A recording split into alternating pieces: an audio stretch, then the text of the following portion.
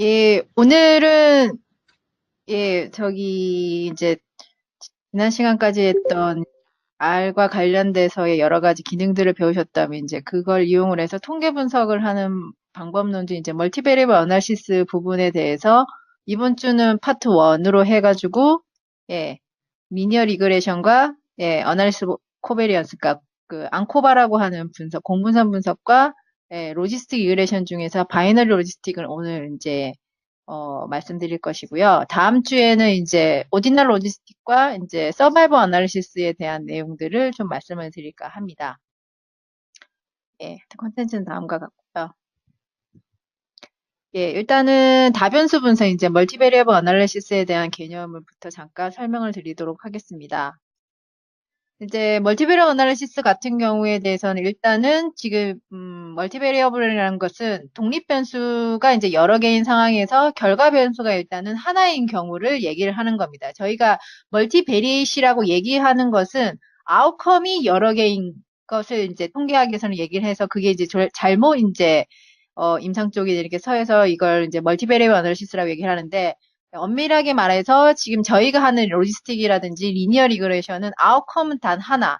단지 독립 변수가 여러 개인, 예, 그걸 두고 분석을 하는 상황이기 때문에 멀티플 뭐 리니어 리그레션, 멀티플 로지스틱 리그레션이라고 얘기하기도 하고 지금처럼 멀티베리어블 어널리시스라고 얘기하기도 합니다. 그러면 이 분석 방법을 어느 경우에 사용을 하느냐? 결과적으로는 세 가지 경우에 대해서를 제일 많이 사용을 합니다. 일단 첫 번째는 아웃컴에 대해서 얘와 관련된 리스크 팩터가 뭐냐를 이제 보고자 할 때, 지금처럼 CHD에 대해서 성별, 뭐 스모킹이라든지 여러 가지 팩터들을 놨을 때 이 중에서 제일 관련된 리스크 팩터가 뭔지를 찾고자 할 때에 대해서 분석을 할 때 멀티벨 어널리시스를 할 수가 있겠고요. 그 다음에 두 번째는 저희가 이제 그런 아웃컴과 어떤 메인 익스포저가 있는 상황에서 그 두 가지의 관계를 이제 순수하게 보려고 할 때 여러 가지 컴파운딩들을 보정을 한 상황에서, 보정한 상황에서 이제, 이런 보정된 변수의 이펙트에 대해서 크기는 나는 관심이 없고, 얘는 단순히 보정만 해야 되는 상황들이고, 익스포저가 아웃컴에 어떤 식으로 보정을 했을 때 영향을 줄 수 있는지, 를 이제 점검을 할 때 이제 저희가 멀티베리어 어널리시스를 얘기를 할 수가 있습니다. 그리고 세 번째는 프리딕션 모델링을 할 때, 그러니까 여러 가지 팩터들을 했을 때 이 사람의 아웃컴을 어떻게 예측을 할 수 있을지요. 예측할 확률을 이제 볼 때 하는 얘기인데, 세 번째는 저희 이제 통계 쪽 이제 선생님들이 많이 관심 있어 하시는 내용들이고, 아마 첫 번째와 두 번째 내용에 대해서를 이제 아마 임상 선생님들께서 많이 관심이 있어서 멀티베리어 어널리시스를 많이 시행을 하고 있으십니다. 그러면 이제 이때 포함을 해야 될, 그러니까 독립 결과 변수는 딱 하나니까 이제 고정이 된 상황에서 그러면 들어가야 될 독립 변수들, 즉, 예, 여러 가지 이제 코베렛이라든지 리스크 팩터들 선정을 어떻게 해야 되느냐를 할 때 첫 번째는 이제 사전에 알려져 있는 기존의 문헌들이라든지 시어리를 이용해서 이제 알려져 있는 변수들을 미리 이제 선정을 해서 걔네들을 일단은 캔디데이트로 포함을 시킵니다. 예를 들어서 이제 CVD에 영향을 주는 애들은 AG부터 뭐 베타블로커 유저까지 이런 식으로 문헌을 했더니 얘네들이 다 관계로 알려져 있는 팩터들이더라 라고 하는 상황에서 이제 선정을 미리 하시고요. 그 다음에 이제 엠피리컬한 파인딩, 즉 저희가 이제 데이터로 바이너리로 이렇게 막 해갔을 때 통계적으로 좀 의미 있게 좀 나올 만한 애들, 이때는 p-value를 0.05 기준이 아니고 조금 더 크게 이제 0.2나 0.25 뭐 이런 식의 기준을 크게 잡아서 이제 선정을 합니다. 그래서 저희가 나중에 멀티베리어 어널리시스를 할 때 두 가지 경우, 그러니까 즉 데이터를 통해서 통계적으로 의미 있는 이제 팩터들, 의미 있을 것 같은 팩터들을 선정을 하고 플러스로 임상적으로 반드시 포함을 해야 될 것. 예.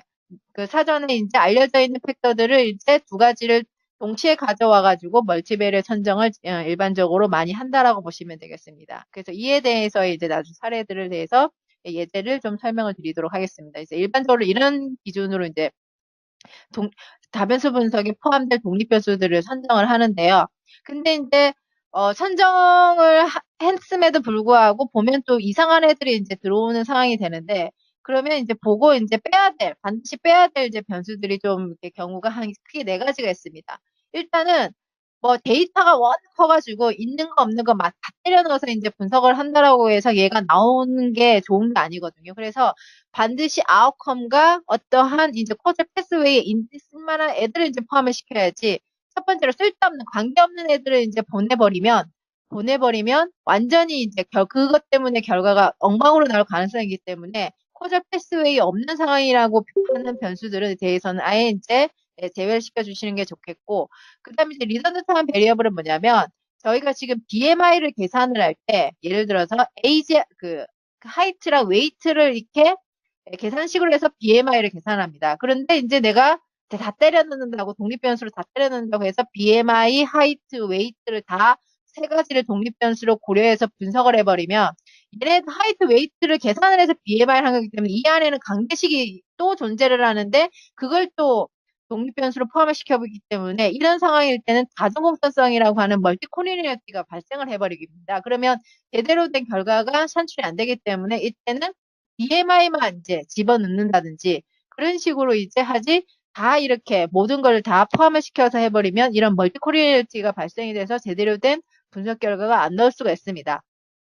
그 다음 세 번째는 아무리 의미 있는 변수라도 하더라도 결특치가 이제 많은 변수라면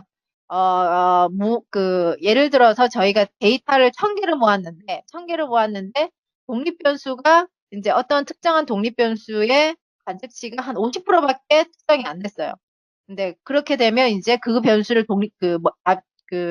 다변수 분석에 포함을 시키면 하나라도 결특된 케이스는 다변수 분석에서 다 빠집니다. 자동적으로. 그래서 1000개 중에서 딱 500개만 분석을 해버려서 완전 파워가 확 줄어들지 아니면 바이어스가 이제 생겨버리는 결과가 있기 때문에 너무 미싱이 많은 애들은 아무리 의미가 있는 변수라고 하더라도 이제 제외를 시켜주는 상황들이 되겠고요. 저희가 일반적으로는 전체적으로 미싱 레이시 한 5% 미만이면 포함을 시키지만 만약에 한 10% 이상으로 미싱 레이시 좀 높다라고 하면 걔를 과감하게 뺄 이제 준비를 하시는 것이 좋습니다. 그 다음에 이제 네 번째는 메디에이터라고 해가지고요. 우리가 생각하는 리스크 팩터하고 아웃컴의 딱 중간에서 얘가 가로막는 애가 가득 생깁니다. 그래서 얘가 우리가 보고자 하는 리스크 팩터와 아웃컴과의 관계에 대해서 제대로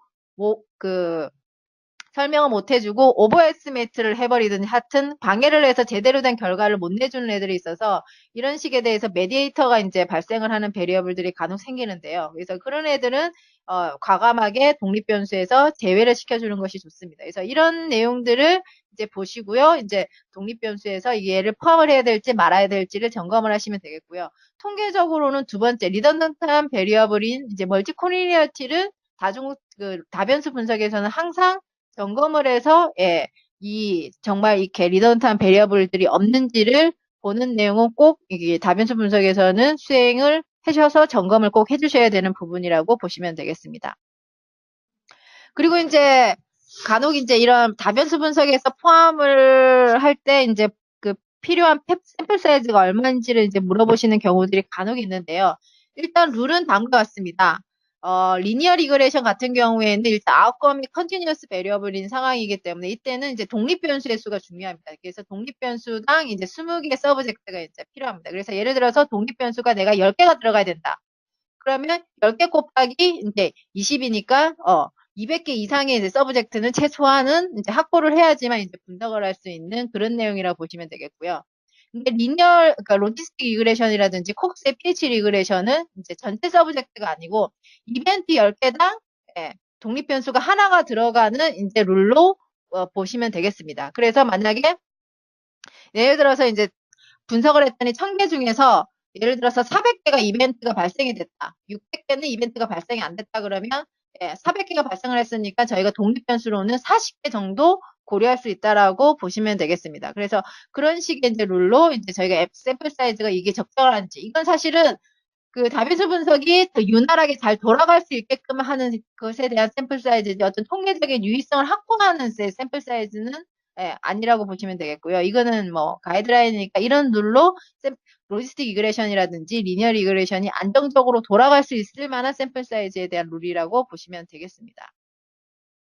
그래서 이제 저희가 이제 멀티베리어 어널리시스를 한다라고 하는 거는 결과적으로는 통계 분석 방법으로는 회귀 분석이라고 하는 방법으로 다 이제 수행을 할 수가 있는데요. 그 회귀 분석이라고 하는 방법은 지금처럼 아웃컴의 타입에 따라서, 그러니까 독립변수의 타입에 대해서는 크게 고려하지 않으셔도 됩니다. 걔가 독립변수가 정전표를 안 따라도 되고 연속형 변수임에도 불구하고 카테고칼 변수, 연속형 변수가 혼재돼 있어도 상관이 없지만 아웃컴에 대한 타입에 대해서가 회귀 분석의 종류가 이제 이렇게 나눠진다라고 보시면 되겠습니다. 일단 저희는 이제 아웃컴이 연속형인 거는 잘 다루진 않지만 예를 들어서 BP를 다룬다든지 그렇게 코그니션 스코어를 다룬다라고 한다라고 하면 일단 리니어 리그레션을 고려해 볼 수가 있겠고요.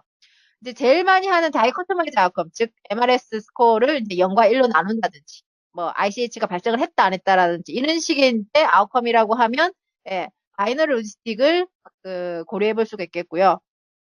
근데 최근에는 또 MRS 자체를 MRS 같은 그런 오디널 스케일인 아웃컴을 그대로 사용하자라고 하는 이제 좀 추세로 바뀌고 있기 때문에 이거를 사용을 해서 이제 로지스틱을 한다라고 하면 오디널 로지스틱이라고 하는 방법으로 저희가 분석을 할 수가 있습니다. 그리고 이제 서바이벌 애널리시스. 서바이벌 애널리시스는 아웃컴뿐만 아니라 아웃컴이 발생했을 때까지 듀레이션, 타임까지도 고려해서 분석을 하기 때문에 저희가 아웃컴의 타입을 타임 투 이벤트 또는 타임 투 아웃컴에 대한 타입이라고 얘기하고 여기에 대해서는 이제 콕스의 pH 리그레션이라고 하는 분석으로 분석을 할 수가 있습니다. 그래서 따라서 다변수 분석을 한다라고 하면 다 이렇게 따라오는 리그레션이라고 하는 회귀 분석이라고 하는 방법으로 우리가 분석을 할 수 있을 것이라고 보시면 되겠습니다. 그러면 오늘은 이제 세 가지 이제 분석이 리니어 리그레션과 이제 어널리시스 오브 코베리언스. 왜 얘가 갑자기 리그레션도 아닌데 툭 튀어나오는지 한번 보도록 하겠고요. 그 다음에 이제 로지스틱 리그레션 이제 세 가지 방법에 대해서 이제 설명을 드리고 알로 실습을 해보도록 하겠습니다. 일단은 회귀 분석의 기원은 다음과 같습니다. 일단은 회귀 분석이라고 하는 것은 옛날 상태로 돌아가는 것을 의미합니다. 이거가 이제 어떻게 발견이 됐냐면 영국 유전학자가 이제 아버지의 키하고 그 아들의 키하고를 이제 관계를 한번 봤더니 지금 보면 아버지의 키와 상관없이 자녀의 키는 전체 평균 신장으로 회귀하는 특성을 발견했어요. 그러니까 즉 어떤 상황이냐면 키가 큰 아버지를 둔 자녀는 다른 또래에 비해서는 키는 크지만 해당되는 그 아버지의 키보다는 약간 이제 작게 이제 그 키가 나왔고 만약에 아버지의 키가 작은 이제 작은 아버지를 둔 자녀 같은 경우에는 그 또래보다는 키가 작지만 아버지보다는 이제 키가 큰 그래서 평균적인 신장으로 회귀하는 특성을 발견해서 이런 식의 이제 관계식을 설명을 해서 만들어서 이걸 이제 회귀 분석이라고 하는 내용으로 이제 발표를 했습니다. 그래서 저희가 심플하게는 이런 식으로 키와 키대, 그러니까 연속형 대 연속형의 관계식을 이런 선형적인 직선 관계로 만들어서 이제 분석을 할 수 있는 이제 그런 이제 기초를 다져서 이렇게 제안을 했기 때문에 이제 회귀 분석이라고 하는 내용을 하고 있고 저희가 제일 쉽게 얘기할 수 있는 내용이 선형 회귀 분석이라고 보시면 되겠습니다. 그러면 이제 회귀 분석에 대한 용어를 잠깐 이제 보도록 하겠는데요. 일단은 회귀 분석을 돌리려고 한다면 모든 회귀 분석에서는 어떤 게 결과 변수고 어떤 게 독립 변수인지를 구분하셔야 됩니다. 그러니까 이렇게 큰 이제 데이터가 있다라고 하면 이 중에서 결과 변수는 뭐냐, 그 다음에 독립 변수는 뭐뭐뭐뭐냐 일단은 구분을 한 다음에 그런 다음에 저희는 일반적으로 통계에서는 이제 결과 변수를 y라고 표현을 하고요. 독립 변수는 x라고 표현합니다. 그래서 x를 가지고 y를 이렇게 설명을 하는 이런 1타원 방정식의 이런 관계식 같은 걸 이제 만드는데요. 그런 식의 관계식을 만들 때 이제 단순이라고 하는 거는 독립변수가 이렇게 하나만 들어간 상황을 얘기를 합니다. 독립변수가 하나만 들어가서 이 독립변수가 결과식을 얼마만큼 설명을 하느냐. 관계가 만약에 높다라고 하면 만약에 독립변수를 가지고 결과변수인 동석변수를 많이 설명을 할 수 있다라고 하면 이 독립변수 앞에 붙어있는 회귀계수라고 하는 얘가 통계적으로 의미 있게 나올 거예요. 근데 만약에 독립변수랑 결과변수가 전혀 통계적으로 의미가 없어요. 관계가 없다라고 하면 여기 앞에는 회귀계수가 0이 붙으면 0 곱하기 모든 값은 이제 0으로 가버리기 때문에 아무런 관계식을 설명을 못하죠. 그래서 저희는 이런 식의 회귀 모형 같은 거를 구축을 해서 독립변수 앞에 붙어있는 이 회귀계수가 정말 얼마만큼 통계적으로 의미 있고 얼마만큼의 크기를 갖고 있는지에 따라서 독립변수가 종속변수 얼마만큼 설명을 할 수 있냐, 얼마만큼 리스크 팩터로서의 이제 영향력이 있느냐, 아니면 보정했을 때 효과가 어떤지를 설명을 하는 내용으로 얘기를 할 수가 있습니다. 그래서 나중에 이제 보시면 알겠지만 이 회귀계수가 통계적으로 의미가 있는지 없는지를 중점적으로 해석을 하고 이걸 이제 각각의 회귀변수마다의 이제 그 설명할 수 있는 이제 내용물로 리니어 리그레션은 그냥 베타값, 이 회귀계수 값 자체를 설명이 가능하지만 로지스틱 리그레션이라든지 콕스의 pH 리그레션은 이 회귀계수 값 자체는 해석이 사실은 좀 불가능한 관계이기 때문에 오즈 레시오라든지 해자드 레시오로 이제 해석하기 쉬운 내용으로 이렇게 변환을 해서 결과물이 나온다라고 보시면 되겠습니다. 그러면 이제 다중선형 회귀 분석, 저희가 얘기하는 다변수인데 회귀 분석 같은 경우에는 이제 독립변수가 하나가 아닌 여러 개가 이렇게 들어가기 시작을 합니다. 여러 개가 들어가서 그 앞에 하나하나씩의 이제 회귀 개수가 붙어서 이제 관계식을 이렇게 만드는 것이 다중선형 회귀 모형이고, 그 앞에 있는 회귀 개수가 통계적으로 의미가 있는지 없는지를 전반적으로 점검하는 내용이 다중선형 회귀 분석에 대한 내용이라고 보시면 되겠습니다. 그러면 이제 저희가 리니어 리그레션은 굉장히 쉽습니다. 리니어이기 때문에 선형적인 관계식을 설명을 하는 리그레션이기 때문에 이때는 동속변수가 연속형 변수, 지금처럼 예를 들어서 종속변수를 SBP라고 두고 키를 독립변수라고 둔다라고 하면 키가 클수록 수축키 혈압이 증가가 되는지 이런 식의 관계식을 선형회귀 분석으로 이렇게 설명을 할 수가 있고, 그에 대한 관계식을 이렇게 얘기할 수가 있습니다. 그러면 이런 식의 앞에 있는 절편과 기울기, 그러니까 즉 키 앞에 붙어 있는 이 기울기라고 하는 회귀계수를 가지고 얼마만큼 SBP를 설명을 할 수 있는지를 이제 선형식으로 이렇게 표현을 할 수가 있겠고요. 그러면 그걸 가지고 이제 우리가 통계적인 최종적인 이제 결과물로 해석을 할 수가 있는데, 그 앞에 있는 슬롭이라고 하는 거를 이제 개별 회귀계수에 대한 내용으로 얘가 제일 메인 리절트라고 보시면 됩니다. 메인 리절트고요. 그래서 만약에 이제 단순이 아니고 다중 회귀 분석에서, 선형 회귀 분석에서 각각 앞에 붙어 있는 회귀 개수에 대한 설명은 어떻게 해석을 하시면 되냐면, 효과가 이제 다른 독립 변수들이 통제된 상황, 보정된 상황, 평균적인 상태에서 평균적인 상태로 이렇게 둔 상황에서 내가 설명하고자 하는 해당 변수가 순수하게 결과 변수에 영향을 얼마만큼 미치는지에 대한 크기라고 보시면 되겠습니다. 그래서 항상 이제 다중 회귀 분석이나 다중 로지스틱 같은 거를 설명을 할 때는 여러 개 변수를 줬을 때 기본적으로 그 해당되는 팩터 빼고 나머지 이제 독립 변수들은 다 보정을 했다, 다 통제를 했다라고 이제 봅니다. 그 걔가 영향을 끼치는 효과는 다 우리는 제어를 한 상황에서 내가 설명하고자 하는 독립 변수가 결과에 얼마만큼 영향을 끼치는지의 크기를 이제 회귀계수로 설명이 가능한 상황이 되겠고요. 이때 이제 어떻게 설명을 하냐면, 일단은 독립 변수가 이제 지금처럼 아까 여기와 같이 이제 키라고 하면 키가 단위가 센티미터잖아요. 그러면 1cm가 증가될 때마다 수축기 혈압은 지금 플러스 0.84니까 0.48씩 증가가 되고 있다. 앞에 플러스이기 때문에 증가가 되고 있다라고 설명을 하시면 되겠습니다. 근데 이제 저희가 독립 변수를 여러 개 놓고 아까 다변수 분석을 하는 이유 중에 첫 번째, 여러 개의 독립 변수들을 중에서 결과 변수에 제일 크게 영향을 미치고 있는 애를 만약에 나는 찾고자 한다라고 하면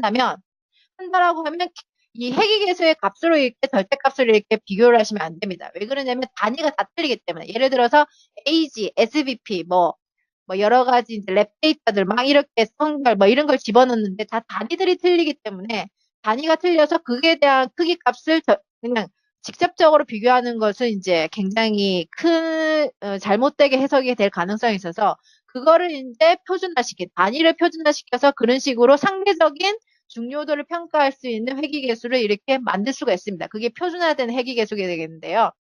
얘는 이제 단위에 대해서가 이제 다 통일해버렸기 때문에 그 회귀계수 값을 가지고 그게 절대적으로 제일 큰 애가 결과 변수에 제일 영향을 제일 많이 미치고 있다라고 해석을 할 수가 있기 때문에, 저희가 아까 첫 번째 다변수 분석을 하는 이유 중에 하나에서는 절대적으로 이 표준화된 개별 회귀계수에 대한 결과물을 제시하는 것이 제일 중요하다라고 보시면 되겠습니다. 그래서 이걸 가지고 쭉 이제 절대값을 씌워서 정렬을 해가지고 어떤 순서대로 결과물에 제일 영향을 많이 미치고 있는지를 설명을 할 수가 있는 상황이 되겠고요. 그래서 이걸 가지고 우리가 이제 리스크 팩터가 어떤 게 제일 중요한지를 설명할 수가 있습니다. 그리고 절편은 뭐, 독립변수가 0일 때 시작되는 점이라고 보시면 되겠고, 크게 의미가 없습니다. 그래서 우리는 계속 이제 회귀계수를 가지고, 예, 어, 리스크 팩터가 어떤 게 제일 영향을 크냐, 아니면 보정된 상황에서 메인 익스포저가 결과물에 어떤 식으로 영향을 미치는지에 대한 설명을 이 회귀계수의 값으로 설명을 계속 하도록 하겠습니다.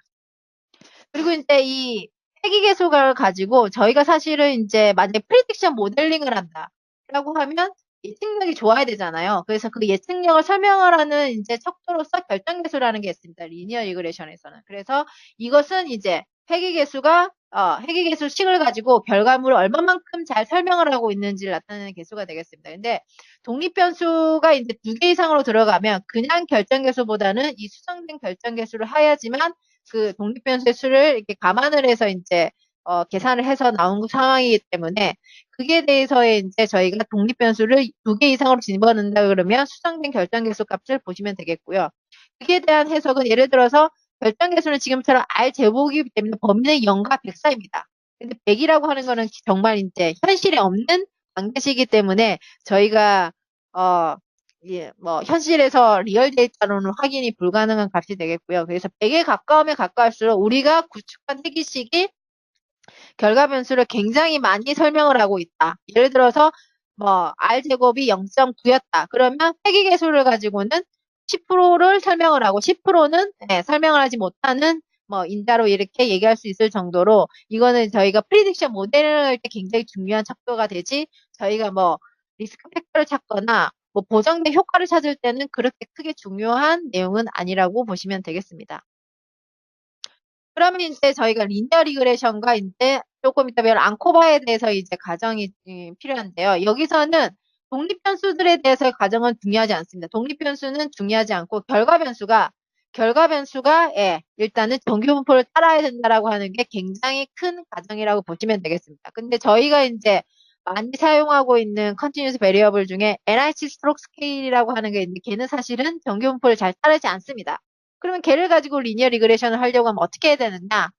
예, 방법은 이제 어떻게 해야 되는지는 이후에 설명을 드리도록 하겠습니다. 여튼 지금처럼 리니어 리그레션과 앙코바 같은 이런 분석을 하려고 하면 기본적인 가정은 결과 변수가 정규분포를 따라야 된다라고 하는 것이 굉장히 큰 가정이라고 보시면 되겠습니다. 그리고 이제 리니어 리그레션과 그러면 앙코바의 그러면 차이가 뭐냐?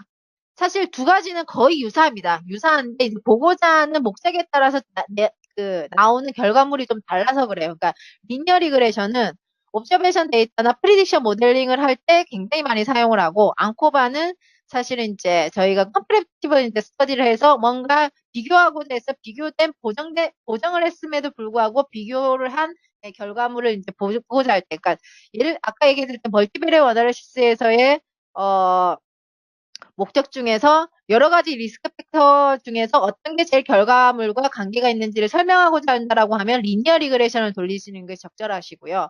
예를 들어서 메인 익스포저와 아웃컴 관계를 보는데 보정된 상황에서 그런 관계를 본다라고 하면 앙코바라고 하는 방법으로 분석을 하시면 되겠습니다. 그래서 이런 식의 이제 논문들에서 이런 식의 내용들을 볼 수가 있습니다. 지금처럼 멀티플 리니어 리그레션 같은 경우에서는 여러 가지 이제 독립 변수들을 가지고 결과에 대해서 지금 매니지먼트 코스트를 이제 결과 변수를 했는데 결과에 대해서 지금처럼 풀 모형 같은 경우에는 얘네들을 독립 변수로 다 고려를 해서 집어넣었을 때 지금처럼 베타 값을 이렇게 제시를 해서 이 코스트와 관계에 있는 이제 독립 변수를 뭔지를 이렇게 확인할 수 있는 관계식으로 이렇게 저희가 해석을 하고 아웃풋을 이렇게 제시할 수가 있겠고요.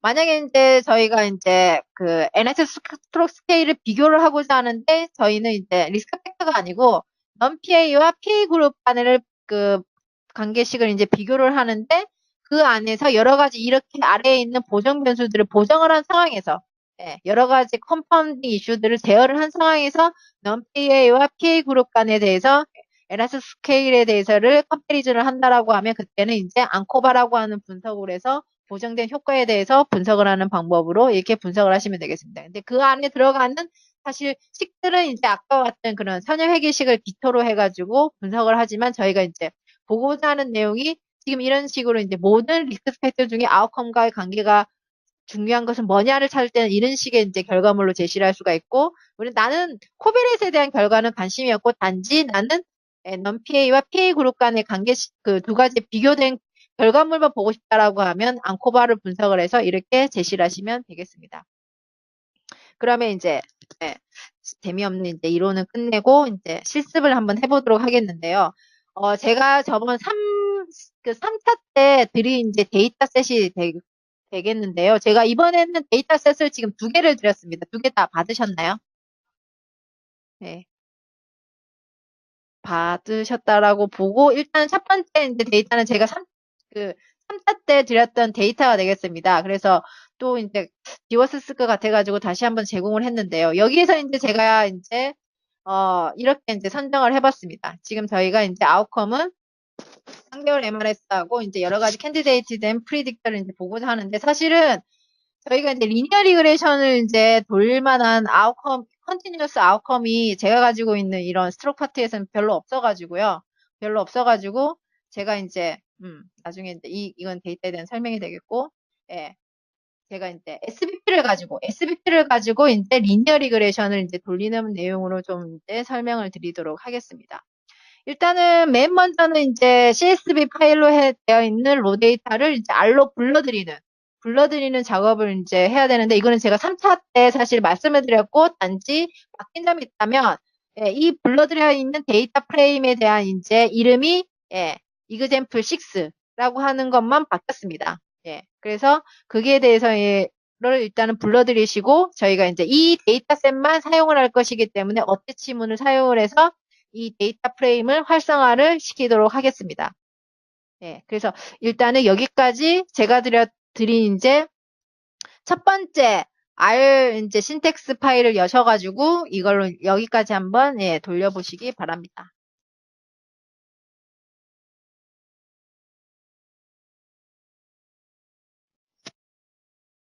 다 돌리셨나요? 혹시 문제가 있으면 얘기를 해주세요. 그러면 일단은 여기까지 다 자료를 임포트했다라고 보겠습니다. 그러면 일단은 저희는 이제 아웃컴을 SBP라고 이제 생각을 할 것이기 때문에 일단은 아웃컴을 그 컨티뉴어스 베리어블이기 때문에 이제 그 멀티플 리니어 리그레션 또는 이제 어널리시스 코베리언스, 그러니까 앙코바라고 하는 분석 방법을 이제 고려해 볼 수가 있습니다. 그럼 그렇게 고려했다라고 치면 일단은 맨 먼저는 아웃컴에 대한 분포를 확인을 해봐야 됩니다. 그래서 얘가 아까 저희가 리니어 리그레이션의 가정은 딱 하나였습니다. 컨티뉴어스 베리어블인 아웃컴이 정규 분포를 따라야 된다. 그래서 지금처럼 보면 이제 아웃컴의 분포를 확인하는 방법이 히스토그램입니다. 그래서 히스토그램을 그리는 방법은 여기 히스트라고 하는 펑션을 사용을 해서 이거는 그냥 뭐 어떠한 라이브 그 패키지를 설치 안 하셔도 됩니다. 그래서 얘를 이제 히스트라고 하는 펑션을 이제 사용을 해서 가로 안에 SVP라고 하는 변수를 입력을 하셔서 실행을 시키시면 아래와 같이 그림이 이렇게 이쁘게 뜹니다. 역시 SVP는 잘 알려진 정규분포를 따르는 변수라고 볼 수가 있겠습니다. 그래서 이렇게 볼 수가 있는데요. 만약에 이제 저희가 아웃컴을 에나스토록 스케일 같은 이런 정규분포를 따르지 않고 한쪽으로 쏠려 있는 이런 변수 같은 경우에는 아웃컴으로 줬을 때는 그러면 리니어 리그레션을 사용 못 하느냐? 근데 이제 다행히 카츠가 책에 이렇게 써놨습니다. 샘플 사이즈가 크면 그게 대해서 아예 기준을 줬어요. 100개 이상이면 노멀리티는 만족했다라고 가정을 해도 할 수 있다. 그래서 저희가 이제 지금 케이스가 지금 1000개 이상이기 때문에 내가 만약에 아웃컴을 에나스토록 스케일을 아웃컴으로 이렇게 생각을 한다라고 하면 우리의 케이스는 1000개이기 때문에 충분히 이제 노멀리티를 가정을 했다고 생각을 할 수가 있고 그 자체를 리니어 리그레션으로 분석을 할 수가 있다라고 보시면 되겠습니다. 그러면 이제 저희가 아래서 케이스 수를 확인하는 방법은 이런 랭스입니다. 그래서 랭스에서 해당되는 변수에 대해서를 이렇게 집어넣으시고 실행을 시키시면 케이스가 몇 개인지 지금처럼 보시면 1000개가 있구나라고 이렇게 확인할 수가 있겠습니다. 그렇지만 지금 SVP 자체는 정규분포를 따르는 아주 좋은 아웃컴이기 때문에 리니어 리그레션을 수행을 해도 되겠다라고 보시면 되겠습니다. 두 번째는 일단은 리니어 리그레션으로 가기 전에 저희가 아까 독립 변수를 선정하는 룰 중에 하나가 첫 번째는 기존의 참고문헌에서 알려져 있는 거. 두 번째는 엠피리컬 언파인딩, 즉 데이터에서 확인이 되는 독립 변수를 선정을 하는, 이제 통계적으로 유의하게 선정을 하는 이제 방법인데, 그때 이제 저희가 아웃컴과 여러 가지 생각됐던 독립 변수들 간의 바이벨 어널리시스를 수행을 할 수가 있는데요. 바이벨 어널리시스는 일단은 아웃컴은 컨티뉴스 아웃컴이지만 그 인디펜던트 베리어블, 즉 독립 변수의 타입에 따라서 코릴레이션을 할 수도 있고 t-테스트, 아노바, 뭐 심플 리니어 리그레이션을 할 수가 있습니다. 근데 저희가 t-테스트하고 아노바는 이제 지난 시간 했는데 코릴레이션은 이제 못 해봤잖아요. 그래서 코릴레이션에 대해서 잠깐 설명을 드리도록 하겠습니다. 코릴레이션은 일단은 아웃컴이 컨티뉴어스 아웃컴이니까 이제 픽스. 그러면 이제 독립 변수도 컨티뉴어스 베리어블일 때 지금처럼 보시면 SBP하고 age가 그러니까 age를 그룹핑한 것이 아니고 age를 그냥 그 자체를 사용을 해서 SBP하고 어느 정도의 바이벨 어널리시스에서 관계가 있는지를 보고자 할 때 코릴레이션을 하고 하는 분석으로 상관 분석이라고 하는 방법으로 분석을 할 수가 있습니다. 그러면 이 상관 분석에 대해서는 또 두 가지 종류가 있습니다. 이제 모수적인 상관 분석과 비모수적인 상관 분석이 있는데 일단은 이제 피어슨의 코릴레이션이라고 하는 거는 모수적인 상관 분석입니다. 이게 무슨 말이냐면 두 가지 변수 중 하나라도 그냥 여기 정규분포를 따르면 이제 이 모수적인 방법으로 하는 피어슨 코릴레이션 하시면 되겠고요. 만약에 이제 둘 다 정규분포를 따르지 않는 이제 변수라고 한다라고 하면 다음 장에 할 비모수적인 상관 분석으로 분석을 하시면 되겠습니다. 그래서 SBP는 이제 정규분포를 따르기 때문에 저희는 이제 AG를 가지고 이제 보수적인 상관 분석인 피어슨의 코릴레이션 어널리시스를 하도록 하겠습니다. 그러면 그거는 어떻게 하느냐? 지금처럼 얘도 이제 패키지를 설치할 필요 없고 아래에 이제 디폴트로 들어가 있는 이제 펑션을 사용을 하시면 되겠는데요.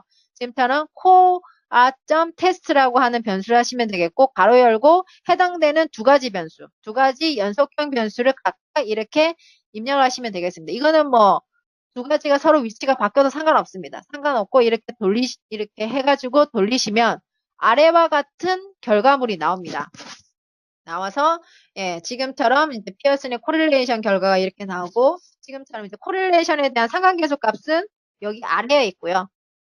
아래에 있고 지금처럼 이제 0.017입니다. 그래서 플러스이기 때문에 양의 상관관계는 있는데 문제는 p-value가 0.05보다 굉장히 큽니다. 0.05보다 크기 때문에 우리는 상관관계가 일단은 없다. 그러니까 즉 SBP하고 AG 간에는 선언적인 관계가 없다. 즉 얘는 아웃컴에 영향을 주는 인디펜던트 베리어블로서는 선정을 못하겠다라고 얘기를 할 수가 있겠습니다. 그 다음에 이제 비모적인 상관 분석은 지금처럼 이제 만약에 두 가지 변수 모두 다 정규분포를 따르지 않는다라고 고려된 상황에서 이것만 추가를 하시면 되겠습니다. 메소드의 스페어만이라고 하는 거를 이렇게 타이핑을 하시고요. 그 다음에 이그젝은 F. 이그젝을 하면 이제 많이 돌아가는 상황이기 때문에 이건 그냥 굳이 해제를 하셔서 이렇게 돌리시면 똑같은 아까 포매팅으로 이렇게 결과물이 나옵니다. 코릴레이션 값과 스페어만의 상관계수, 그 다음에 p-value. 그래서 마찬가지로 여기서도 통계적으로는 의미 없는 상관관계를 이제 볼 수가 있습니다. 근데 이거를 조금 이제 상관 분석 같은 경우에는 다행히도 눈으로 이렇게 확인할 수 있는 방법이 있습니다. 그래프로. 그게 이제 스캐터 플롯에 대해서 산점도라고 얘기할 수가 있는데요. 산점도는 그 아래에서 심플하게 이렇게 그리시면 됩니다. 그러니까 플롯이라고 하는 펑션을 쓰고 가로 열고 x축에 들어갈 변수 쓰고 심표하고 y축에 들어가는 이제 변수 이렇게 해가지고 하면 이런 식으로 이제 자동적으로 이렇게 점이 이렇게 찍히면서 산점도가 그려지고 여기에 이제 관련된 선형적인 직선을 피팅을 한다라고 하면 AB 라인이라고 하는 그 라인을 이제 그 펑션을 쓰시고 여기에 이제 가로 열고 리니어 모델이라고 하는 펑션과 함께 결과 변수 물결 독립 변수인 AG를 이렇게 하면 이게 직선이 이렇게 추가적으로 그려진다라고 보시면 되겠습니다. 선생님들께서도 보시다시피 거의 뭐 선이 그냥 플랫하게 쭉 옆으로 가고 있기 때문에 관계식이 전혀 없는 것을 이렇게 눈으로 확인할 수가 있겠습니다. 그래서 아까 이제 저희가 t-test나 이제 뭐 이런 걸로 하거나 이제 코릴레이션을 가지고 멀티베리블 어널리시스에 들어갈 독립 변수를 이렇게 선정할 수가 있겠고요. 그 다음에 이제 그 다음 단계는 바로 이제 독립 변수 다변수 분석을 하는 것이 아니고 독립변수 중에 지금처럼 토스트와 같이 토스트는 스트로크의 서브 타입을 얘기를 합니다. 지금처럼 5개의 서브 타입으로 나눌 수가 있는데 얘는 연속형 변수도 아니고 그렇기 때문에 이 값 자체를 집어넣으면 안 돼요. 자체를 집어넣으면 선형회귀 분석은 각각의 이걸 하나의 숫자 값으로 생각하기 때문에 그거를 한 단위씩 증가되는 내용으로 회귀 분석에 대한 결과로 나오기 때문에 잘못된 결과가 나올 수도 있습니다. 그래서 그런 상황을 이제 방지하고자 이런 식의 독립변수가 범주형 변수 중에서 이렇게 범주가 다범주인 지금 3가지 범주가 이상인 상황이 될 때는 이제 레퍼런스 카테고리라는 걸 선정을 해서 어떤 기준되는 범주 대비 각각 나머지 범주를 설명을 할 수 있는 내용으로 회귀 분석을 돌릴 수 있게끔 레퍼런스 카테고리라고 하는 거를 이렇게 선정을 해줘야 됩니다. 그럼 어떻게 선정을 하느냐? 아래에서는 이렇게 선정을 합니다. 일단은 이 토스라고 하는 변수 자체를 범주형 변수화 시키는 거는 팩터 함수입니다. 그래서 팩터 함수라고 하는 걸로 입히면 이 토스 변수는 1, 2, 3, 4, 5가 지금 1, 2, 3, 4, 5로 들어가 있는데 더 이상 숫자 1, 2, 3, 4, 5가 아니고 각각을 구분을 짓는 범주형 변수로 인식을 해서 5개의 범수가 있다라고 인식을 하는 게 팩터 함수가 되겠고요. 그 다음에 이제 RE 레벨이라고 하는 것이 뭐냐면 이제 레퍼런스 카테고리를 선정하는 겁니다. 예를 들어서 SVO라는 거를 레퍼런스 카테고리로 한다고 얘가 코딩 값이 2라고 들어가 있습니다. 그렇기 때문에 여기에 있는 레퍼런스 카테고리를 이꼴 심표해서 이렇게 따옴표하고 2 이렇게 해서 토스라고 하는 걸로 이렇게 덮어쓰기가 되면 이제 토스라고 하는 변수는 이제 범주형 변수를 인식을 하면서 레퍼런스 카테고리 2 대비 나머지 SVO 대비 LA냐, SV 대비 이제 카디오 엠블리즘에 대해서 각각 비교된 결과로 산출이 되게끔 이제 나온다라고 보시면 되겠습니다. 그래서 얘는 이제 범주형 변수 중에서 다범주인 변수인 경우에 대해서 적용을 해서 분석을 할 수 있는 세팅을 하는 내용이라고 보시면 되겠습니다.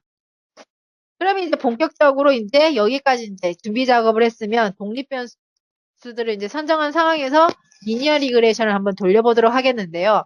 리니어 리그레이션은 정말 이제 통계에서는 기본적인 이제 분석이기 때문에 따로 패키지를 설치할 필요도 없고 그냥 지금처럼 심플하게 리니어 모델이라고 하는 LM이라고 하는 펑션을 사용하시면 됩니다. 그래서 LM이라고 사용을 하시면 되겠고 가로 열고 결과 변수 먼저 넣고 물결 표시하고 독립 변수들을 이렇게 플러스로 연결해서 우리가 관계식을 아까 1차 방정식 형태로 이렇게 관계식을 설명을 했듯이 이런 식으로 플러스로 이렇게 해서 해당되는 독립 변수들을 쭉 이렇게 나열을 해서 플러스로 연결시켜서 하면 이렇게 리니어 리그레이션을 수행을 할 수가 있습니다. 그래서 이 리니어 리그레이션 자체를 그냥 이렇게 수행을 하시면 아래와 같은 결과물이 나옵니다. 그래서 지금 딱 결과물을 보시면 그냥 회귀계수만 나옵니다. 근데 우리가 중요한 거는 회귀계수도 중요하지만 이 회귀계수 값이 통계적으로 의미가 있어야지만 그게 정말 결과에 얼마만큼 영향을 주는지 설명을 할 수가 있기 때문에 그런 P-value라든지 여러 가지 이 회귀계수에서 주는 정보들을 확인을 하고 싶은 게 이제 필요합니다. 그래서 단순히 그냥 이렇게 리니어 리그레이션을 돌리시면 안 되게 되겠고요. 그래서 어떻게 해야 되냐면 좀 더 많은 정보를 얻기 위해서 이 리니어 리그레이션을 돌린 결과를 저는 PC라고 하는 오브젝에다가 다 저장을 합니다. 그러니까 모든 이제 R이라고 하는 내용이 좀 이제 좋은 게 뭐냐면 내가 이렇게 분석을 했던 거를 어떤 오브젝이라고 하는데 다 저장을 할 수 있습니다. 그러면 그걸 통해서 여러 가지 좀 더 많은 인포메이션을 이제 확보할 수가 있는데요. 그러면 저는 이제 리니어 리그레이션이라고 하는 거를 돌려가지고 이런 PC라고 하는 이제 오브젝에 저장을 했습니다. 이거는 이제 제가 만든 이름이 되겠고요. 그래서 이 PC라고 하는 거를 조금 이제 정보를 확인하려고 하면 썸머리 함수를 이용을 하시면 됩니다. 그래서 썸머리에다가 가로에서 내가 저장을 한 선형회귀 모형에 대한 결과를 저장을 한 PC라고 하는 오브젝을 이제 지정을 해서 이제 수행을 시키면 아래와 같이 좀 더 많은 정보가 나오죠. 아까 했던 회귀 개수뿐만 아니라 이게 지금 회귀 개수인데 회귀 개수뿐만 아니라 마지막에 있는 이게 P-value 그리고 여기서는 이제 고맙게도 통계적으로 위한 걸 이렇게 별표를 표시하고 있습니다. 별표를 표시해서 어떤 상황에서 이제 독립변수하고 결계변수의 관계식이 나왔는지를 설명을 할 수가 있습니다. 그러면 이렇게 나왔을 때 이제 결과식을 어떻게 설명을 할 수가 있느냐? 지금 저희가 SVP라고 하는 이제 결과 변수에 여러 가지 에이지부터 이니셜 NS 스트로크 스케일까지를 지금 독립변수를 다 집어넣은 상황에서 그럼 통계적으로 의미 있는 리스크 팩터는 뭐냐, 독립변수는 뭐냐라고 했을 때는 이제 저희가 하이퍼텐션과 토스트 3. 토스트 3는 저희가 이제 뭐냐면 아까 이제 토스트를 레퍼런스 카테고리 두 번째 SVO를 기준으로 해서 3은 카디오 엠블리즘입니다. 그래서 SVO 대비 카디오 엠블리즘을 설명하는 관계에 대한 내용이 이제 통계적으로 의미 있다. 그래서 두 가지가 통계적으로 SV와 관계 있는 애다. 그리고 나머지들은 통계적으로는 관계가 없는 애들이다라고 이렇게 해석을 할 수가 있겠습니다. 그러면 이제 여기에 대해서 이걸 바로 이제 다이렉트하게 이제 해석을 하시면 안 되고요. 그 다음에 이제 해야 될 게 뭐냐면 아까 이제 쓸데없는 변수가 들어가지 않았는지를 점검하는 내용 중에 하나인 다중공산성을 일단 점검을 하셔야 됩니다. 그래서 다중공산성을 점검을 하시려고 하면 다중공산성이라고 하는 게 이제 무슨 의미냐면 아까도 말씀드렸지만 독립변수들 간에는 관계식이 없어야 돼요. 아까처럼 하이트, 웨이트를 계산을 해서 BMI가 되면 얘네들끼리는 어떠한 관계식이 존재를 해버려서 관계가 있는 상황이 되는 거잖아요. 그래서 그런 애들을 집어넣어버리면 통계적으로는 문제가 생기니까 그걸 발생이 되는 거를 이제 다중성이고 얘가 발생이 되지 않았는지를 점검을 하는 게 이제 아는 통계량이 이제 톨러런스랑 VIF 값이 있는데 제일 많이 사용하는 이제 VIF 값을 이제 설명을 드리도록 하겠습니다. 얘 같은 값은 지금 보시면 기준은 좀 너무 이제 통계에서는 크게 잡았는데 10으로 이제 발생이 되는 두 변수가 각각 10 이상에 대한 VF 값을 나온다라고 하면 두 변수 간에는 굉장히 상관관계가 높게 발생이 됐다. 즉 다중성이 굉장히 심하게 발생이 되었다라고 확인하시면 되겠고요. 지금처럼 보시면 2.5 이상이면 좀 문제가 있을랑 말랑 하네. 조금 고민을 해봐야 되는 상황이 되겠고 10 이상이면 심각한 상태이기 때문에 이때는 뭔가 조치를 취해야 된다라고 보시면 되겠습니다. 그러면 일단은 VF 값을 그럼 어떻게 확인을 하느냐? 지금처럼 보시면 카라고 하는 키 패키지를 좀 설치를 해주셔야 됩니다. 얘를 설치해 주셔야지만 VF 값이 이제 수행이 될 수가 있는데요. 지금처럼 이는 카라고 하는 패키지를 설치하시고 얘를 라이브러리로 불러드립니다. 그래서 실행을 일단 여기까지 실행을 시켜주세요.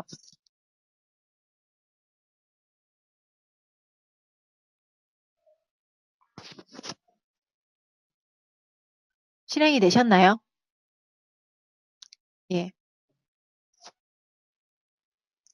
그리고 실행을 다 이제 했다고 치고요. 그러면 이제 다중공성은 어떻게 점검을 하느냐? 심플합니다. 그러니까 저희가 이제 평가하고자 하는 VIF라고 하는 VIF라고 하는 소문자로 이 함수를 쓸 것이고요.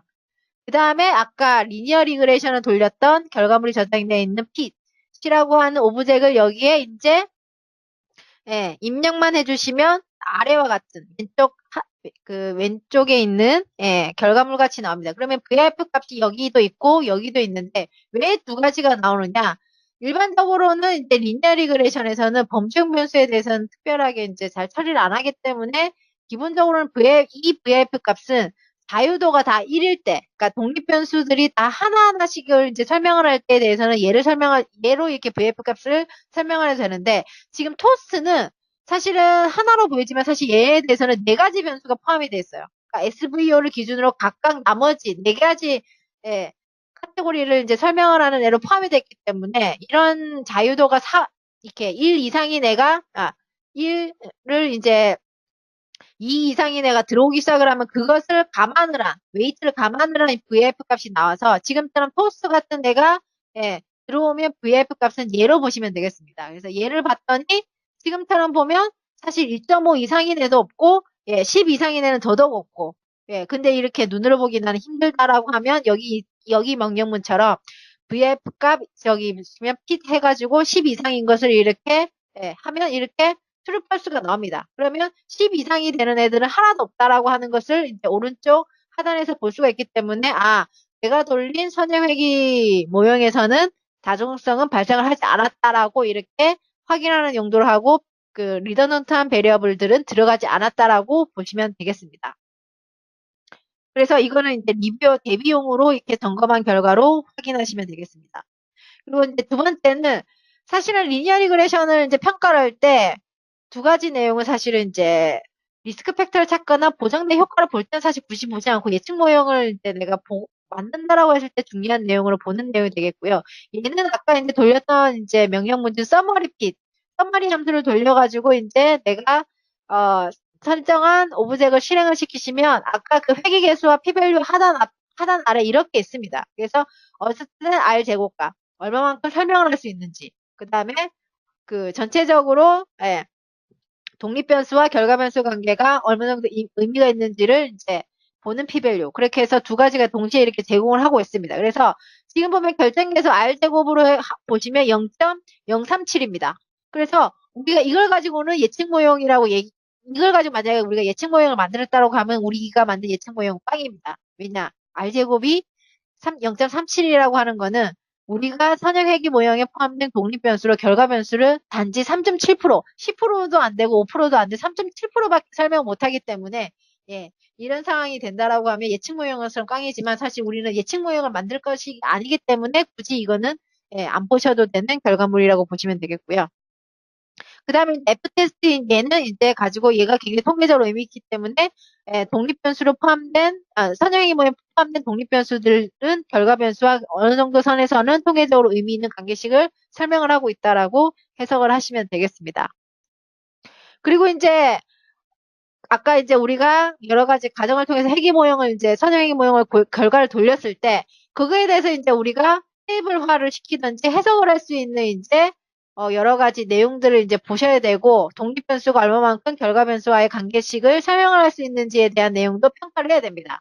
그러면 이제 아까도 말씀드렸지만 회귀계수 자체는 서로 간의 회귀계수 자체는 단위가 틀리기 때문에 비교가 안 되니까 우리가 이때 이제 사용할 수 있는 회귀계수가 스탠다이즈 회귀계수, 리그레이션 코에피션트, 즉 표준화된 회귀계수라는 걸 통해서 그러면 이제 어떤 게 제일 SBP에 영향을 많이 주는지를 이제 이 내용으로 설명을 할 수가 있겠습니다. 그러면 이 스탠다이즈 리그레이션 코에피션트는 그럼 어떻게 분석을 할 수가 있느냐? 새로운 내용이 이제 들어간다라고 하면 이제 패키지가 설치가 돼야 됩니다. 패키지를 설치해야 되는데 설치할 패키지가 lm.beta라고 하는 패키지입니다. 얘가 이제 리니어 리그레이션 모델에서 이제 표준화된 회귀계수를 계산해주는 패키지가 되겠습니다. 그래서 얘를 다운로드 받으시고 설치를 해주시고 라이브러리로 불러들이시기 바랍니다. 예.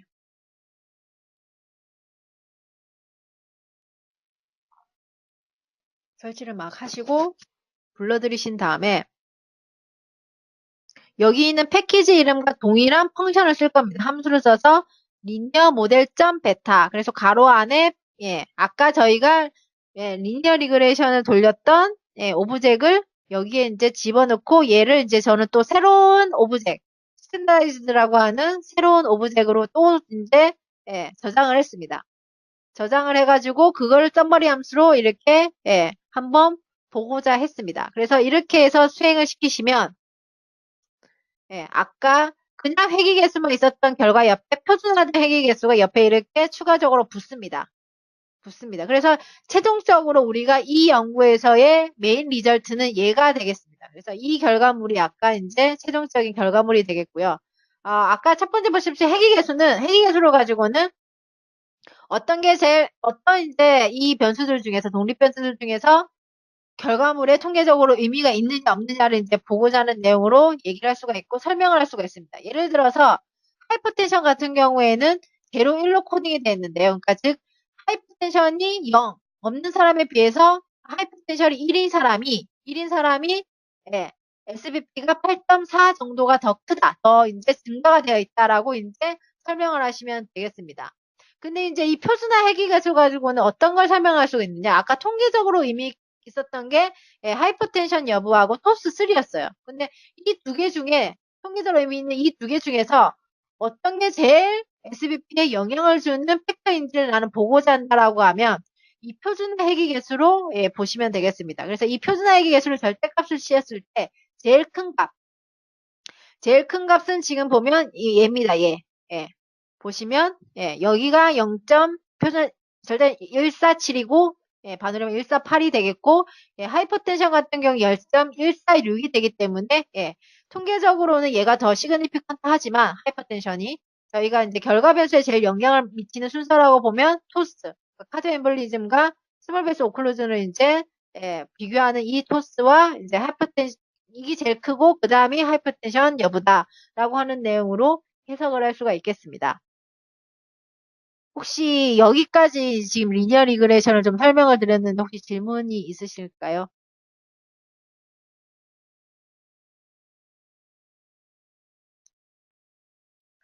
질문이 없으신가요?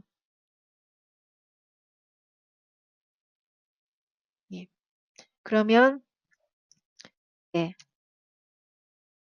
예. 그 다음에 이제 어널리스 코베리언스. 즉 이거는 저희가 이제 아까 그 다변수 분석을 할 때 두 번째 목적. 메인, 이제, 리스크 팩터를 찾는 게 아니고, 어떠한 익스포저하고 아웃컴과의 관계를 볼 때 여러 가지 컴파운딩들을 보정을 한 상황에서의 이제, 결과물을 좀 보고자 할 때에 대한 분석 방법이 되도록 하겠습니다.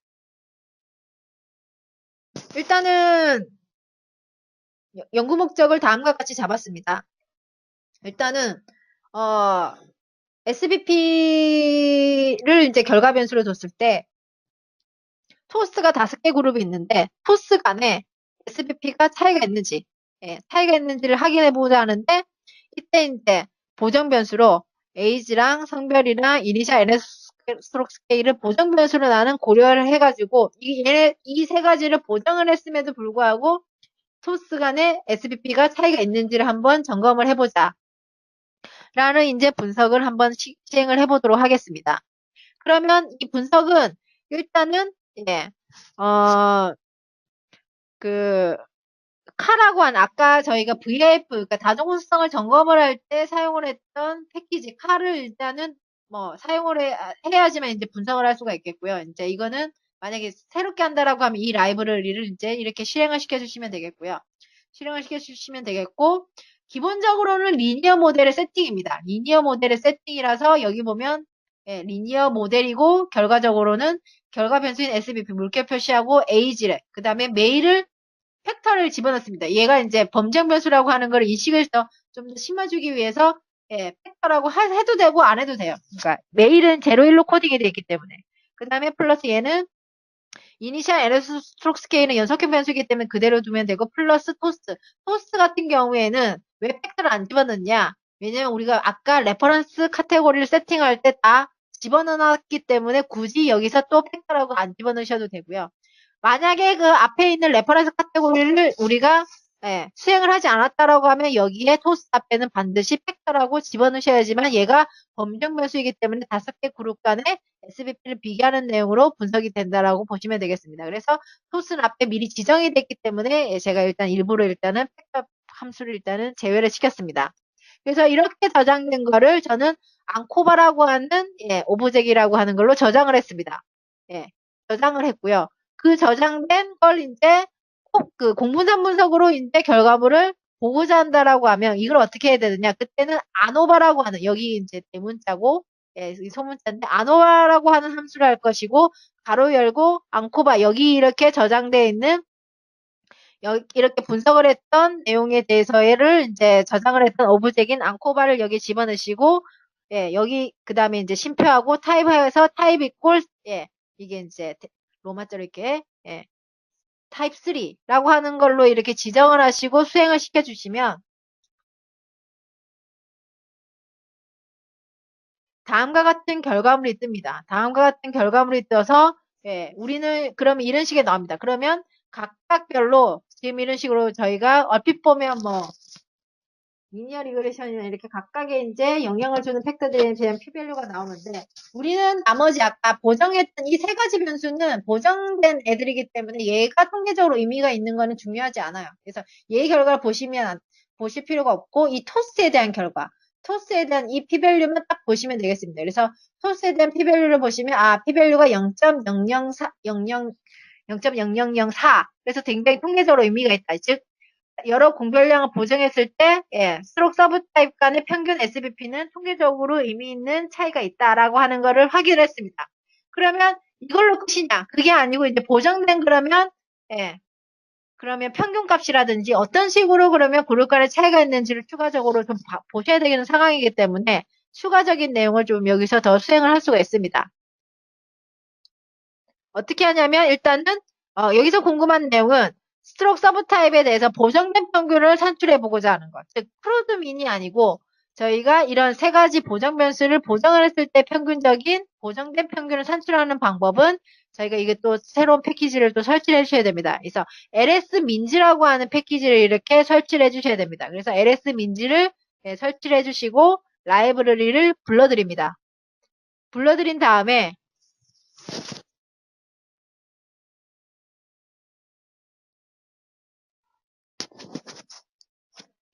설치를 다 해주신다고 보시고 그 다음에 이제 ls민이라고 하는 똑같은 패키지 이름과 똑같은 펑션을 쓰고 아까 앙코바라고 저장되어 있는 리니어 리그레션을 오브젝을 여기에 집어넣으시면 되겠습니다. 그리고 침표하시고 토스. 여기서 만약에 토스를 소문자로 앞에서 명령을 했다면 소문자로 쓰시면 되겠고요. 저는 아까 대문자로 했기 때문에 대문자로 토스라고 하는 걸로 했고 얘를 저장을 이렇게 adjust.min이라고 하는 오브젝이라고 하는 걸 또 만들어서 저장을 했습니다. 그래서 얘를 이렇게 해서 밑에 그대로 타이핑해서 프린트를 한다라고 하면 아래와 같은 결과물이 뜹니다. 그러면 보정돼 있는, 그러니까 즉 크루드민이 아닌 보정된 평균이 여기 LS민입니다. LS민이고 여기 있는 이제 표준 오차 그다음에 신뢰 구간들이 나와서 이렇게 보정된 평균이 어떤지. 그래서 나중 크루드민이랑 한번 비교를 해보세요. 값이 보정된 상황에서 약간 값이 변화된 걸 볼 수가 있겠고요.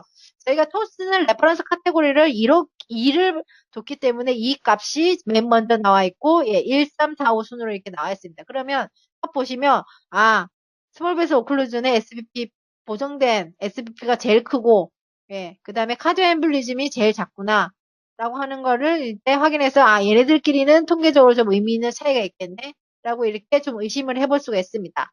그러면 이렇게 보정된 결과에 대해서 그럼 어떤 식으로 차이가 있는지를 좀 보고자 한다라고 하면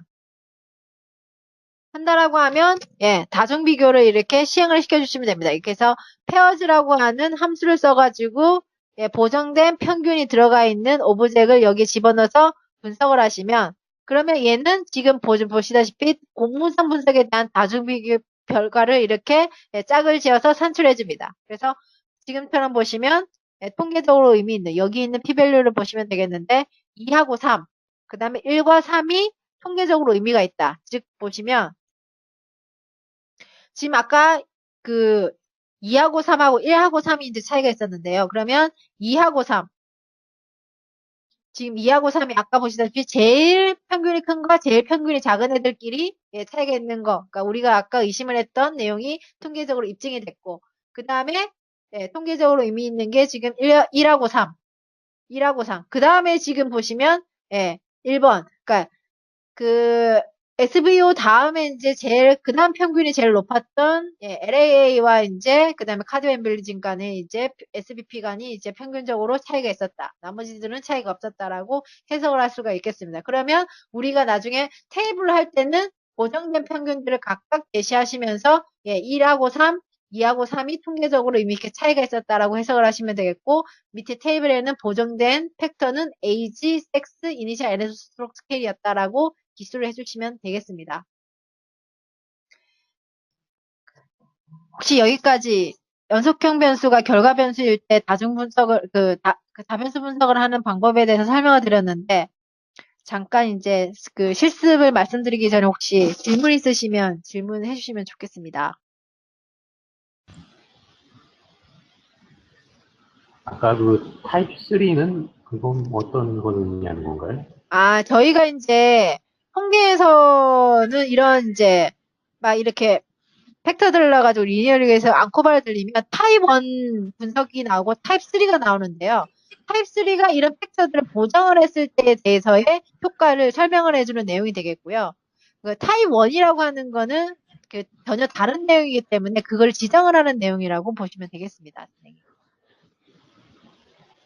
그래서 여기 꼭 타입 3라고 이렇게 얘기를 해주셔야지만 보정된 상태에서의 효과된 결과가 산출이 된다라고 보시면 되겠습니다. 마지막에 알려주신 페어스는 네. LS민을 먼저 꼭 하고 해야 되나요, 선생님? 그러니까 실제적인 데이터는 궁금하지 않고 그냥 그 그룹 간 차이가 어디서 나는지만 보겠다 이런 것도 가능한지 궁금해서요. 그러니까 그거를 LS민을 돌리셔야지. 왜냐면 LS민이 지금처럼 그냥 하면 이게 어떤 걸 내가 비교하고자 하는지는 얘는 지금 몰라요. 이 네, 결과에서만 보시면. 그러니까 일단은 LS민을 통해서 내가 지금 난 토스트끼리 비교를 하고자 하니까 토스트를 이렇게 지정을 해서 어저스민을 저장을 해주시고요. 그러면 저장된 얘를 가지고 이 그룹 간에 예, 다중 비교를 이렇게 수행을 해야지만 이렇게 분석을 하지. 안 그러면은 다중 페어즈가 안 돌아갑니다, 선생님. 그럼 그리 보통은 다 그냥 이렇게 묶어서 하시겠네요, 선생님. 설명은 따로 해주셨지만 묶어서 한다는 게 그 어떤 의미이신지. 아닙니다. 그냥 코드를 다 한꺼번에 그렇게 해서 그 페어스까지 다 같이 돌리시겠네요. 예, 예, 예, 그쵸. 그래서 네, 여기 결과, LS민 결과와 이, 예, 다중비의 결과를 조합을 해서 테이블화시키죠. 그리고 이제 네, 참고로 지금 토스트는 다수 그룹이기 때문에 페어즈를 했는데 만약에 내가 지금 관심 있어 하는 비교가 남자, 여자였다. 남녀잖아요. 남녀라고 하면 네, 남녀는 범주가 두 가지 그룹이기 때문에 다중 비교를 할 필요가 없어요. 그러니까 보정된 네, 네, 평균만 예, 산출하시면 되겠고 p-value는 여기에 있는 p-value로 이렇게 인용을 하시면 되겠습니다. 네, 감사합니다. 예. 혹시 또 질문이 없으신가요? 예, 그러면 실습에 대해서 좀 설명을 드리도록 하겠는데요. 일단은 이제 SBP가 아니고 좀 바꿔봤습니다. 토탈 콜레스테롤로. 그래서 토탈 콜레스테롤과 에이지 간의 상관 분석을 한번 수행을 해보시면 되겠고요. 그 다음에 토탈 콜레스테롤 결과 변수로 해가지고 예, 여기 있는 제가 이제 그냥 미리 선정을 했던 독립 변수로 예, 다중 성형 회귀 분석을 수행을 해보시면서 이제 다중성도 점검을 해보고 모형 적합도 R제곱도 산출해보고 회귀 계수도 해보고 그러니까 그 당뇨에 대한 회귀 계수가 어떤지 통계적인 유의성이 어떤지 그리고 표준화 회귀 계수를 산출해서 토탈 콜레스테롤에 가장 영향력이 큰 독립 변수가 뭔지를 한번 확인해 보시기 바랍니다. 그리고 당뇨 여부에 따라서 콜레스테롤이 상위가 있는지 그때 보정 변수들을 이렇게 집어넣었을 때 어떤 식으로 차이가 있는지를 한번 점검을 해보시는 내용으로 실습을 해보시면 되겠고요. 지금 실습을 해보시겠어요? 아니면 이따가 한꺼번에 하셔서 한 5분 정도 시간을 드릴까요? 아니면 그냥 강의를 쭉 이어서 다 할까요, 선생님?